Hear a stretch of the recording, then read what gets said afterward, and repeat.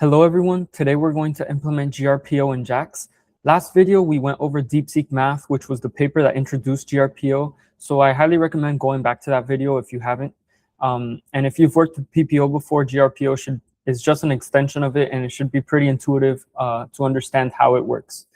So today I'm going to do just like how I did in the RLHF video, in which first I draw a little diagram that basically explains the data flow and exactly what it is that we're building. And from there, we'll jump into the code. So if you're interested in just the code, you guys can skip ahead. But right now, I'm going to draw the little diagram. So here we are. This is DeepSeek Math, the paper that introduced this algorithm. And in essence, what GRPO basically is, as an extension of PPO, is that it removes this critic model right here. And this is for a multitude of reasons. Now, in the whole RLHF, as you guys know, if you guys have built it alongside with me, we have to deal with 4 models at the same time, and 2 of them trained at the same time, which is the policy and the critic. This is heavy on memory, right? You have to load 4 full LLMs into memory.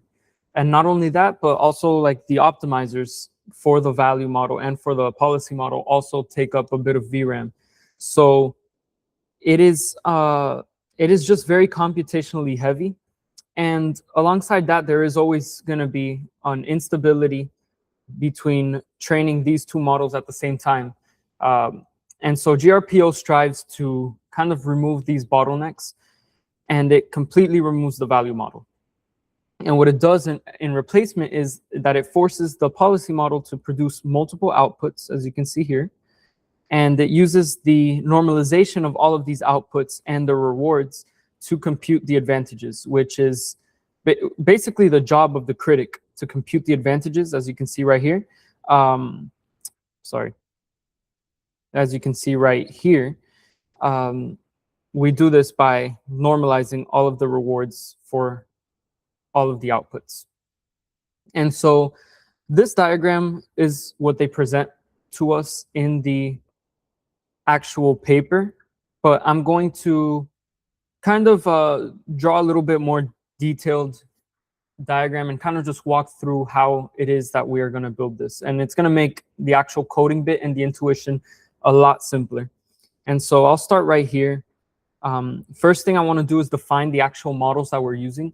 Remember, in this instance, we have a policy model. I'll do that in green. I'll do this in yellow, as I did in the other RLHF implementation video. Here we have our reference. The whole point of the reference model is to compute a KL penalty, basically to have the policy avoid drifting away from its natural token prediction state, if that makes sense. And so in the instance of reinforcement learning from human feedback, we need a model that approximates some reward, and that is our reward model right here. Now, since GRPO is used a lot for mathematical reasoning, we also, let's see if I can find space for this. I'll do it over here. Since GRPO, especially in this paper, is synonymous almost with mathematical reasoning, and reasoning tasks in general, realize that the reward doesn't have to come from a preference point, and that's actually something that they explore here. They use a technique, or I guess a reinforcement learning overview, I guess, for LLMs. And instead of RLHF, which is where we grab a reward from a trained reward model that is trained on human feedback, we use RLVR, which is reinforcement learning from verifiable rewards. That is even more simple computationally, since we don't even need a reward model in that instance, because what gives us our reward is the whole nature of what a mathematical problem is, which would be, for example, we give a 1 if the math problem is correct as a reward, and then we give like a -1 or whatever if it's incorrect, instead of having like a model grading, basically. So that's one specific case, especially with reasoning specific tasks in mathematics. But right now, let's focus on the standard RLHF implementation, or yeah, implementation, except using GRPO. And so in this instance, what we start off with is a prompt X, for example. We start with a prompt X, and of course, we feed this into our policy. Now, here's where the difference comes in. This policy then outputs G different responses. So here we have Y0, response Y0 to prompt X, response Y1 to prompt X, all the way to response YG. G is basically the group. It's a hyperparameter. In this paper, they use between 4 and 8. That just means between 4 and 8 responses. It depends on whatever you set the hyperparameter to. And so we use now those responses along with the prompt. So you can kind of think of, here we pass in X and the same things we always pass into the reward model so that it can grade each response. And so for each response, we are given a reward. Right, and I'm gonna make the reward red, right? So reward R0 is the reward for response Y0, and then so on and so forth, R1 all the way to RG. Hope this makes sense up till now. In a way, this is basically what we end up doing in PPO, in which we pass through a policy, and we have our response, which we pass into the reward, which outputs a reward, except we do this for G outputs. Right. And so from this point here in PPO, what we do is we apply, let me think of how to explain this. What we do here is we use the GAE, the generalized advantage estimation, to compute one advantage, to compute like the advantage per token state. And so each token state is represented by this R. I'm sorry. Yeah. We find the advantage using the GAE. In this instance, we use a normalization term. And we find that right here. What we do is compute an advantage per response. And the way we do that is it's basically this normalized reward where Ri minus the mean of all of the rewards that we have divided by the standard deviation of all the rewards we have. And so I don't know the exact name actually that they use for this. I'm gonna just use what they use here, group computation. I have it as group relative advantage, like computation, but we pass these all through this, I guess I'll put it like this, advantage estimation. And so what this ends up outputting is an advantage. Let's use this color. We have an advantage A0, A1, all the way to AG. And so here is where we pass this into the actual loss.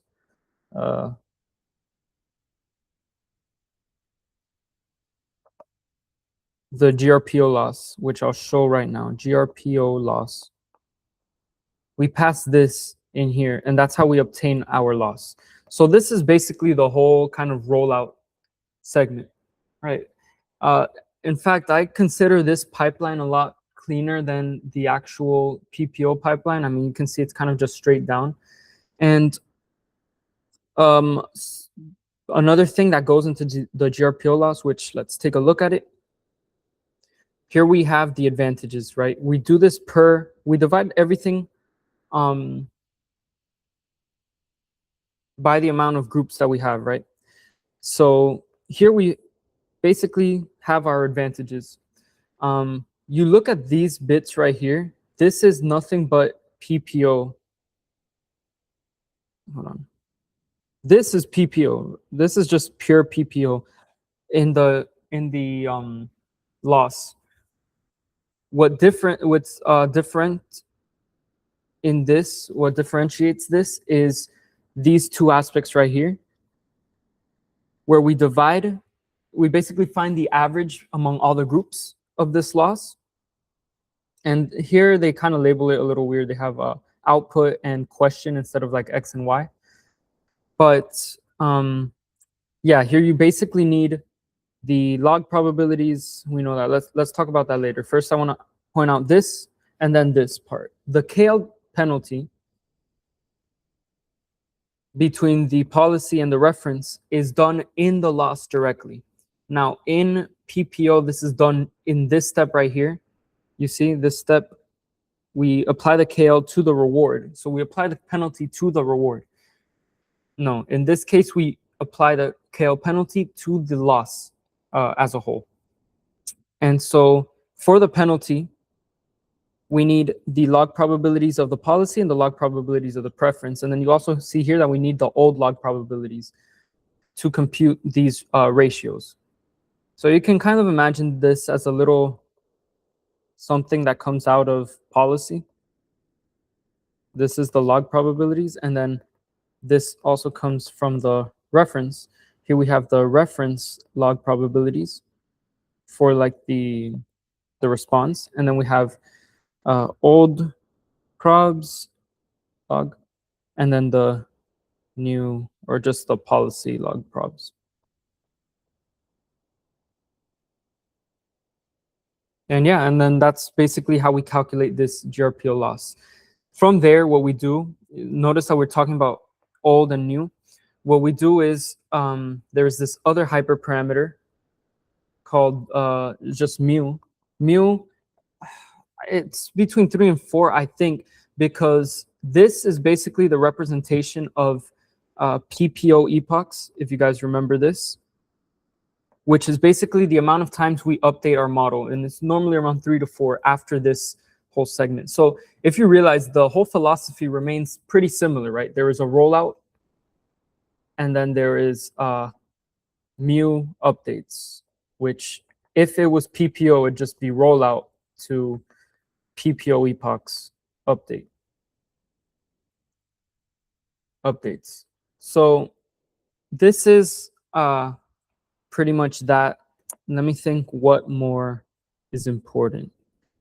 Another thing that's important to kind of point out is that another KL penalty, another term is used here, which is this, and this is really important in the implementation. It's this equation right here as for the KL divergence. This estimator was introduced in this paper, basically just saying that what they used before in PPO, they use a different divergence estimator here, which is important to keep in mind for when we actually implement this.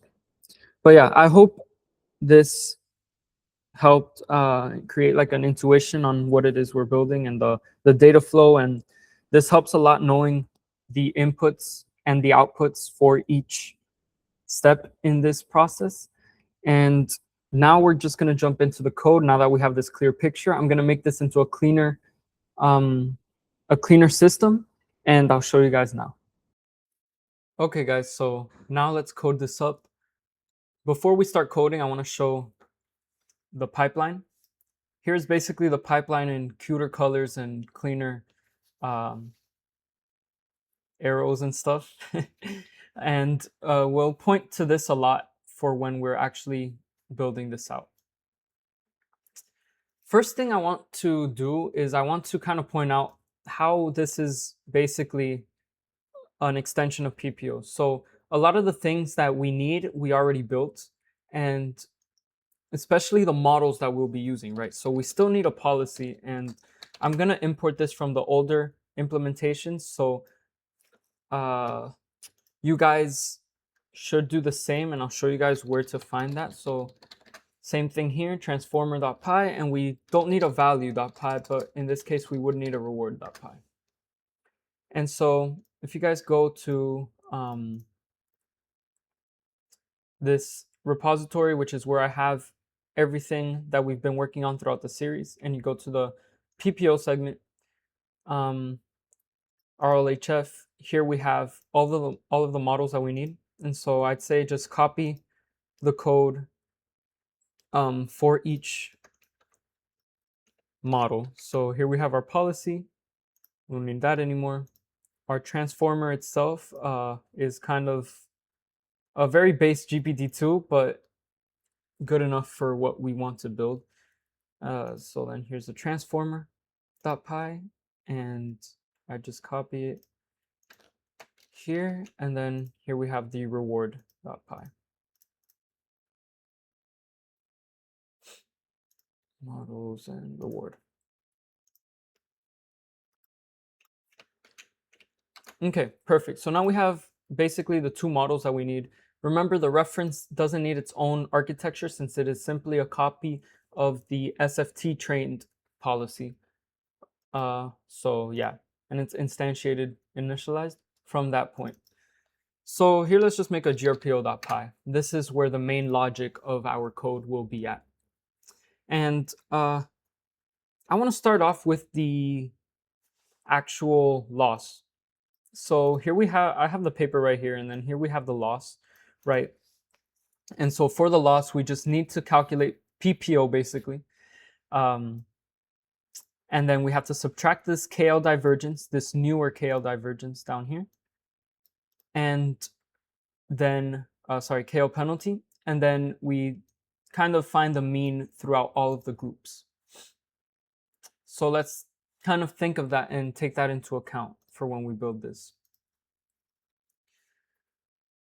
And so first thing I want to do is write the GRPO loss. Also, always first thing, import JAX, import jax.numpy as JMP, and import Flax NNX. Perfect. So first thing we're doing is the GRPO loss. And let's see what it is that we actually need from this. So here we have, again, we need the policy log probabilities. These are the old policy log probabilities. So we need those two as imports. We need the advantages. We need some epsilon, and we need some beta hyperparameter. And then we need the reference log probabilities. That's basically, I'm pretty sure that's all we need. So yeah, let's put those in as inputs. So first thing we need is the policy log probabilities. These are the log probs of what we're actually training. Then we also need the old policy log probabilities like we talked about. And then the reference log probs. All right, and then alongside that we have advantages, and then our two hyperparameters. 0.1, I think, is what I'll put. Or 0.01. This is basically the same things we do in PPO. All right. So we have all those things passed through. And the first thing we want to calculate is the ratio. So the ratio, as you know, is the old, or is the new divided by the old.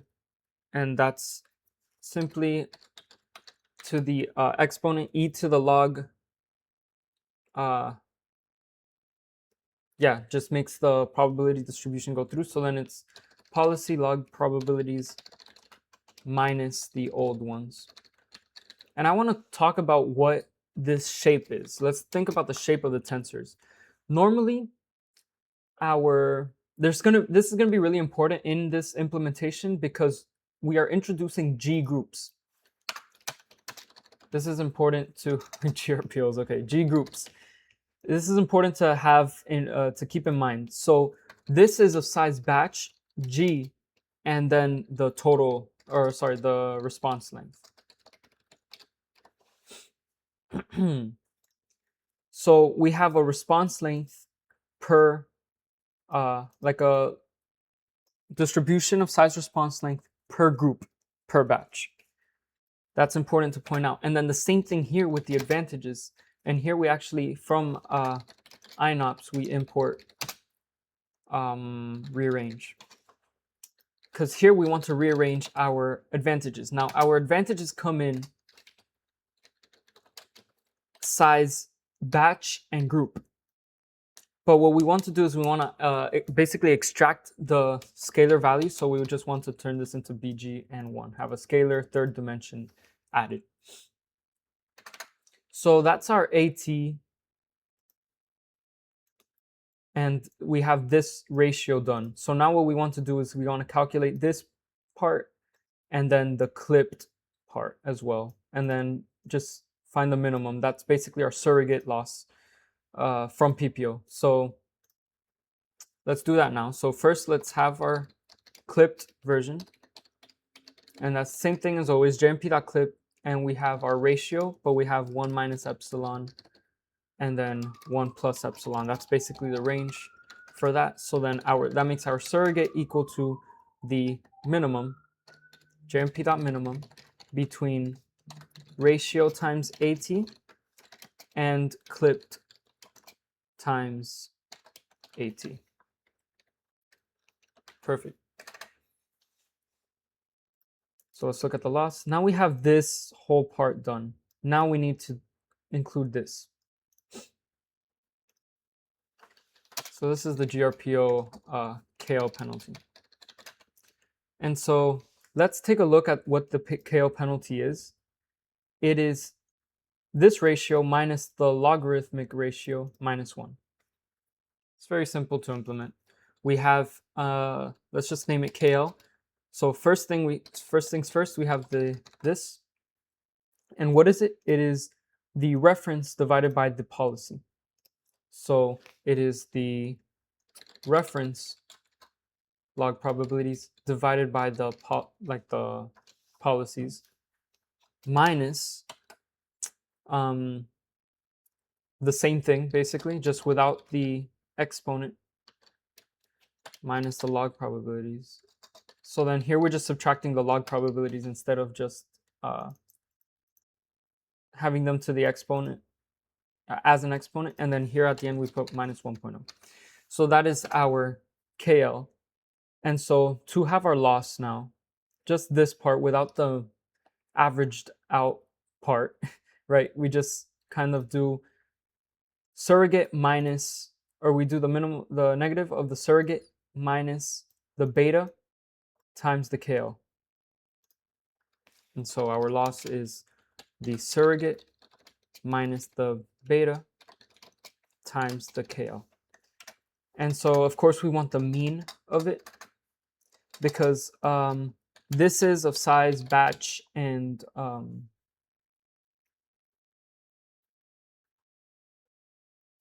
me think this through.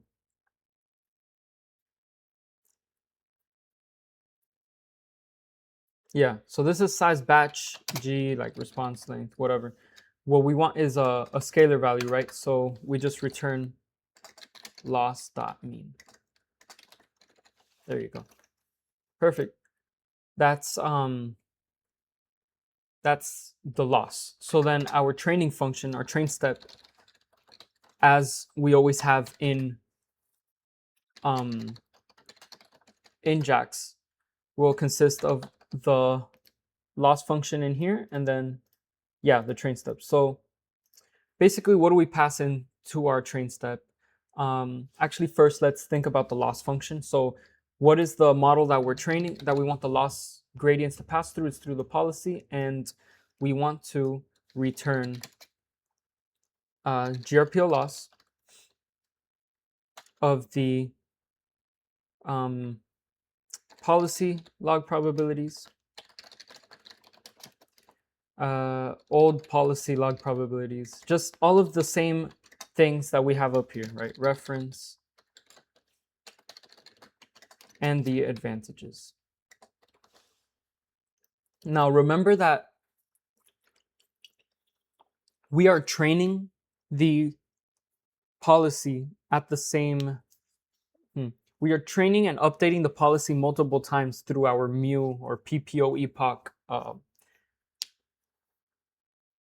like loop amounts.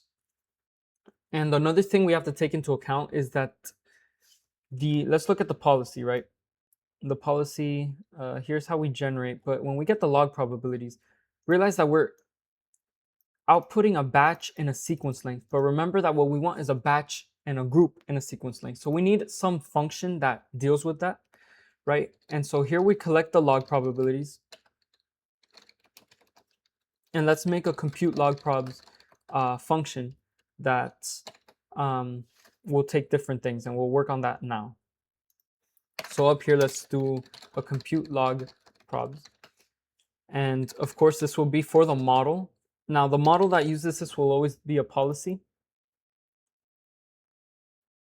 Will always be like a policy like model. Yeah, so then let's just name this model. And then also we want outputs, like the actual outputs of the model and the prompt length. And so here we want to take into account, remember that the outputs are batch, G, and total length. Total length being equivalent to the prompt length plus the response length. And so to be able to use this log probs of function, we need to squash this basically, because input IDs is, I'll write it up here, but input IDs is batch sequence length, which would be total length, or well, prompt length, yeah. So we want to turn this 3-dimensional tensor into a 2-dimensional tensor for this to be computed, right? So first thing we want to do is we want to create a flattened tensor. And here we use rearrange, but we rearrange outputs from batch G and T for total length into batch and G, right? We multiply those two together and then T. So now we have a 2-dimensional flattened tensor. Whoops. And then from there we calculate the log probabilities. And so we use model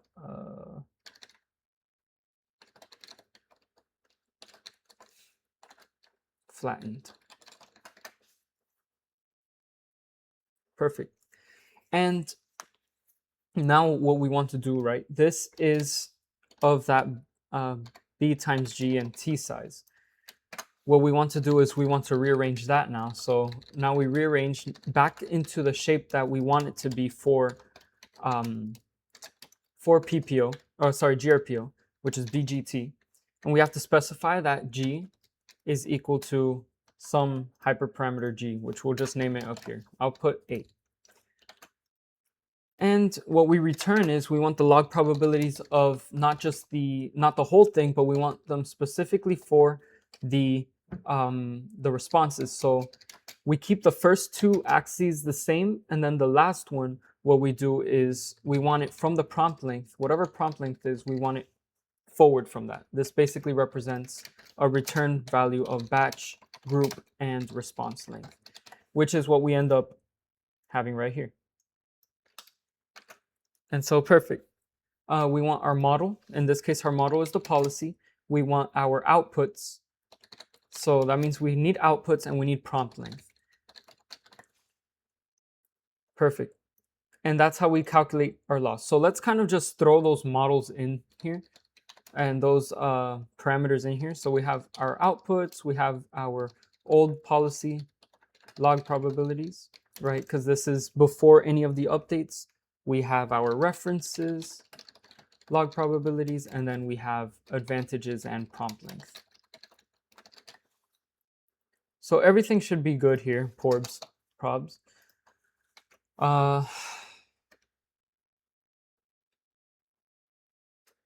And so now we just do some NNX updating. Now here we'll be using NNX. Like I've spent this whole series kind of just learning how to use this stuff. And there's no more graph def and state boilerplate BS. I think that this system is a lot cleaner, and I I'm glad I kind of have it a little like down. So then let's calculate our loss value and our gradients from nnx.value and grad. And here we do this for our policy. And then we need some optimizer, right? And from that optimizer updates the policy with the new gradients. And let's just return like the actual loss value. And so we need some optimizer for our policy. And that's just what we pass through. So this is our train step. And we want to JIT this. So nnx.JIT. Now we have a static argument, and that would be our prompt length. So we always want to make sure we denote that right here. Perfect. So what else do we really need? I mean, we have all this training stuff ready. So I'd say let's just go to our train step. We have to remember this is the GRPO version, or not our train step, our train batch, I guess. Here's our GRPO. We go from the rollout to the mu updates. So I'll set a mu hyperparameter right here. Let's do 4. Do mu updates. And what this basically consists of is where we generate a group. Right, let's look at the diagram once more. We generate a group. Given a prompt, we generate the whole group. And then we catch the rewards for that. And then we have to compute the advantages. And so I kind of see 2 new functions we have to make. We have to be able to generate the whole group, right? And we have to be able to calculate the advantage. So that's something we're going to work on now.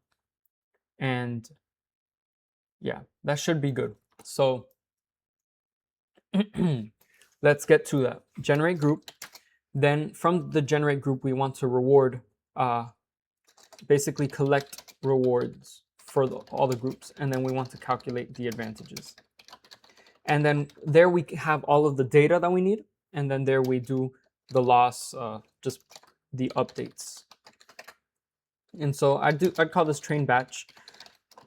Train batch, here we have to have our policy, have our reward model, and our reference model along with the optimizer. We also want our prompt. I'll just name it input IDs, but honestly, let's just put prompt. We have the length of the prompt, and then now is when we have to use like the good old RNG key and deal with all of that stuff. So first step, we want to generate G completions. And so this goes back to what our policy thing is.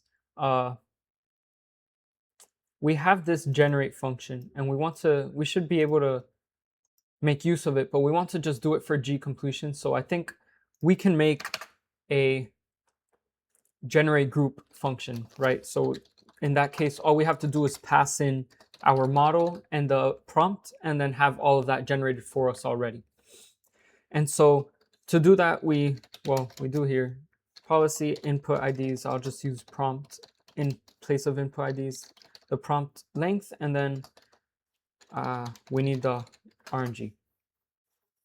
And so we want something that is returned. What we want for our outputs, if you remember our outputs, we want them to be batch. Want to return shape of batch G and the total length, I guess.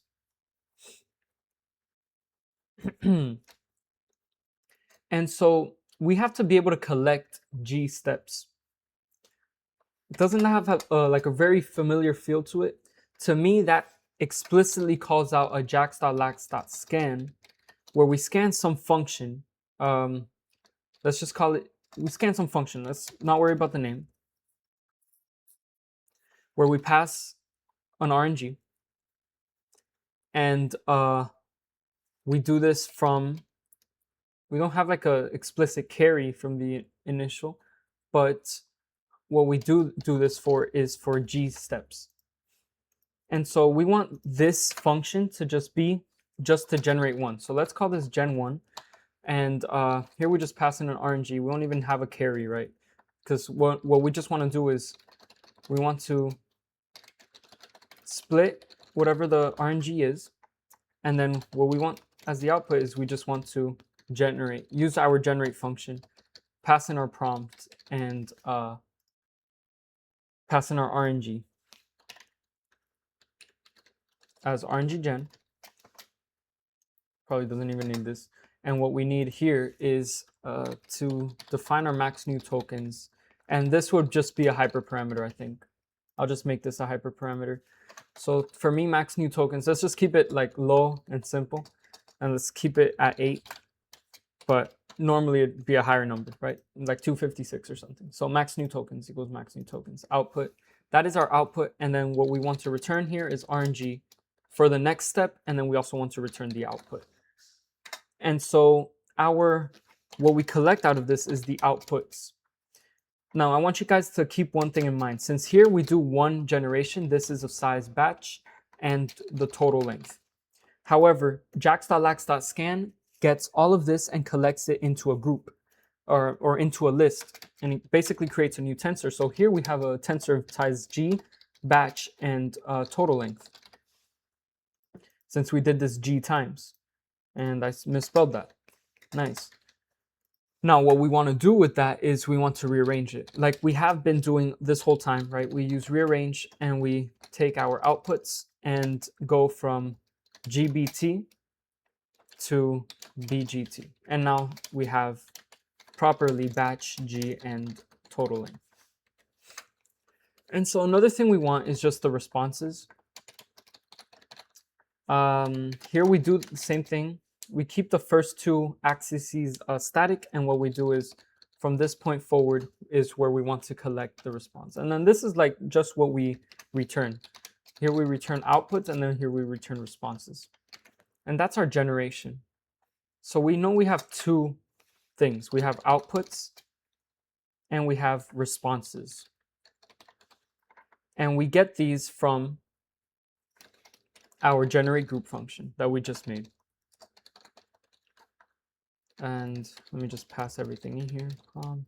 Prompt length, and RNG. Now, since we're doing RNG, passing an RNG there, it's smart to splitting, to do like our split stuff. So that was horrible spelling. Wow. Splitting. And so we have RNG. I just call it RNG gen again, probably. Yeah. jax.random.split. And then we just do as we always do. And now we want to compute the log probabilities. So we want to compute the log probabilities that go in here. So realize that in this instance, it would be the probabilities for the current policy, which is what ends up being this old policy log probabilities thing. So I'll just call it current policy log probs. And this, we use the same compute log probs function. We pass in the model as the policy, and yeah, just everything that we have here. Outputs and prompt length. Same thing with the reference log probabilities.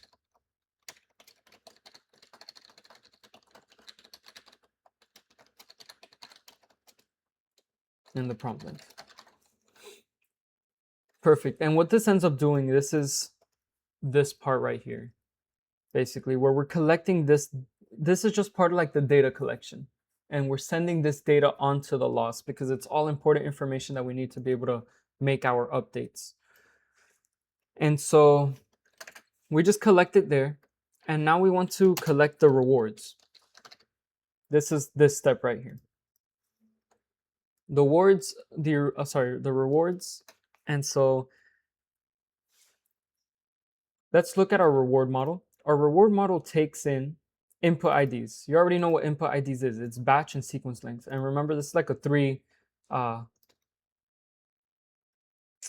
three-dimensional tensor thing. So here we have batch, G, and since it's for outputs, it's the total length.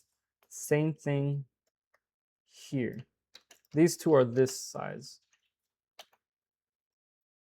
And then the outputs, well, we already know. batch G and total. And then we also have batch G and response length for responses. So let me bring this down here. Bet. So our rewards, what we end up passing through is the prompt. Wait, let me see the prompt, and we need some mask. And so the first thing we want to do is we want to flatten the responses. So we want to flatten the responses, and this is rearrange responses to what we've been doing. So BGT, and we want to have BG and T. And so let's just make a flat mask just because it's in the API that I made before, but it's not the most important bit in this whole implementation. But when you want to take this into production, you need some mask that basically details what the final token is and all of that, since the reward model, as you remember, only rewards the final token, and then from that signal we have to disperse to the other tokens. So now we have our mask, and here we could just calculate our flat rewards through our reward model, right? Reward model takes in the flat responses and then the flat mask. And then let's just rearrange this.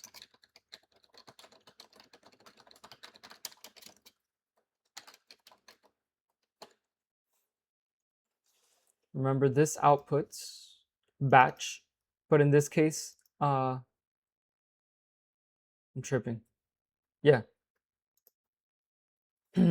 But remember that the dimension that it outputs, we want it to be separated into the groups in the batch. Oh God, into the batch and the group, we don't want it to be just one. So in here we kind of unpack it in that way, and then G is equal to G, like we've been doing before. And now we have the rewards. And if you guys remember the specific formula for the advantages, now that we have the rewards, where is it? Right here. We are able to kind of do this computation. Now let's make that into our own function, right? So here we have advantages. And advantages, let's make a compute advantages function that takes in the rewards. Let's go all the way like up here, and let's just compute the advantages through here. So def compute advantages, and it just takes the rewards. Remember, the shape of rewards right now is batch and group. So we want to catch the mean and the standard deviation across this group right here, across the G. And so we want the mean. It's just going to be rewards.mean, but we want to do it from the second index, from the first index, and keep them as true. And then we want to do the same thing for the standard deviation.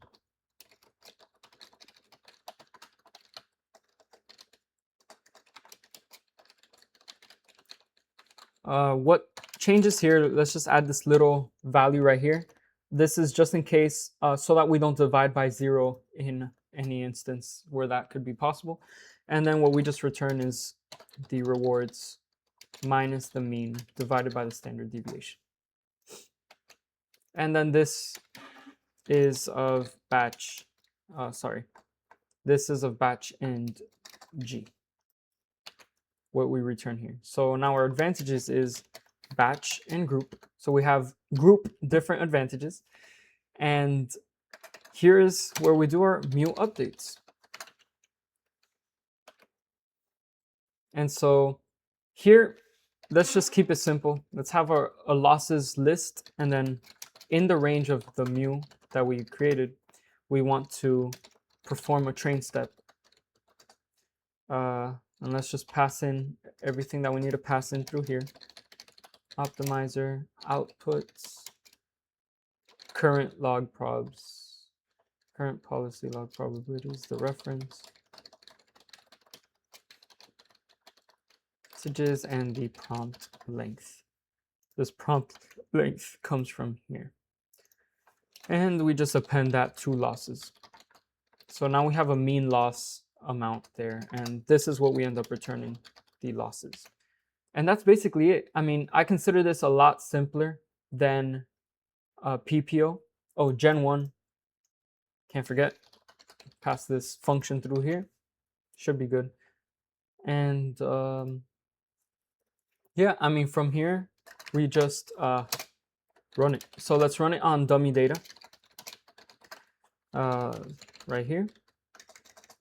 So we can run this. This is basically GRPO. I genuinely find this so much more simple than RLHF. RLHF had my mind like, I don't even know. So from policy, we want to import a policy model object. Same thing with reward. And then we want to import the transformer configuration that we have here, all the way at the top here. Yeah. So from transformer import transformer config. Okay, first thing we want to work on is the RNG as always, and the configuration. So let's just title this nconfig. So we have this jax.random.prng key. I like 42. This is just the key that we're using, and the configuration is just equal to transformer config. And so here we just the sizes, like the shape. We have the prompt length and the batch. Let's just use 2 and 8. We're using small amounts, right? And here we define the model and optimizers. And so here I'm going to have to import optax for this because, well, first let's have our policy equal to policy model. Everything here is the same. What this takes as input is the configuration, and then RNGs is equal to this. Same thing with the reference.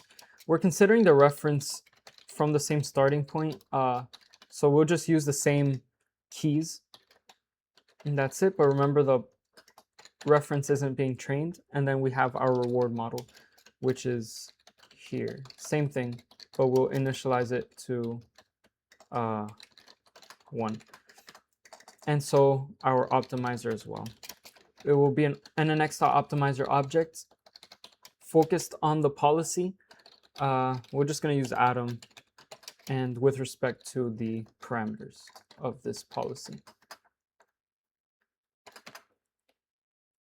And yeah, let's just create some dummy data. Let's create like a RNG data key. Wow, horrible job today. And then, okay. And let's just create batches. I mean, this is, again, dummy data, so it's not rigorous, right? We're just putting in random numbers with the data, and we want it to be of size batch and prompt length, which is what we start off with, 1 and config.vocab size.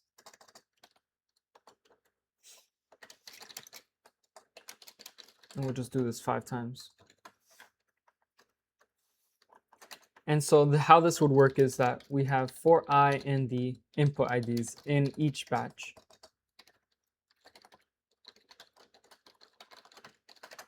What we do is we have to split again. You guys have to visualize RNG is basically like a tree. Like you're splitting everything, but there's always going to be the main RNG. It would be this one, but you see there's so much splitting going on around here. It kind of turns into a little bit of a mess, but the intuition is built just the more you code this in this way. And here we split the RNG, and here we collect our losses. Train batch. We have our policy, reward, reference. Basically everything we passed in I put input IDs, prompt length, and RNG batch. And then from there, we just calculate a mean loss.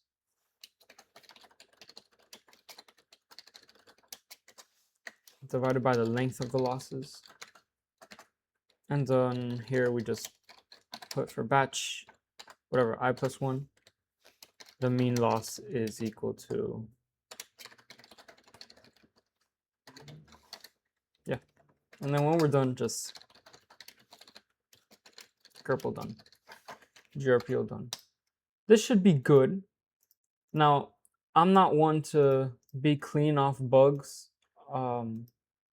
We've seen that before in the past. So let's see how this works.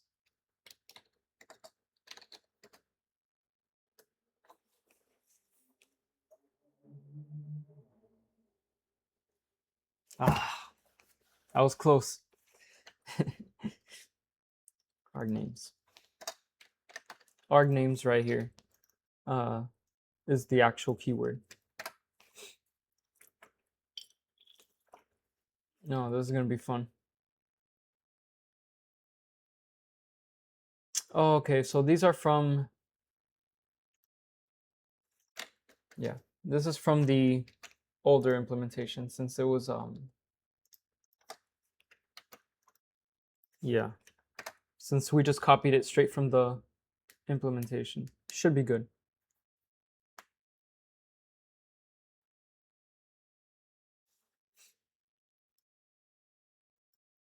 There you go. So we're getting some losses calculated.